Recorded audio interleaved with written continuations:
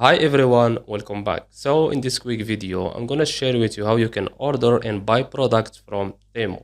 So just follow me and follow the steps. It's so easy and simple. So first of all, open the Temu app and let's say I want to buy this watch. Just for example. So click on it again. After that, you have to choose the color you want. So we have two colors here. So for me, I will choose this one. Choose the quantity.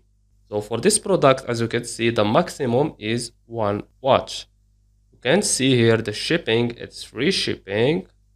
You can read the comments and the reviews if you want. And if you are satisfied and you are good with that, click on add to cart.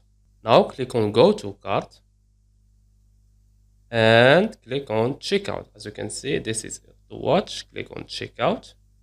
Click on continue to checkout. This is just an upsell.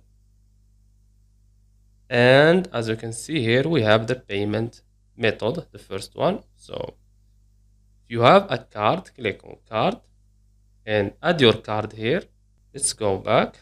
Also, this is my shipping address. You can click on it and you can edit it if you want. And after you are good, just scroll down until the end and click on submit order.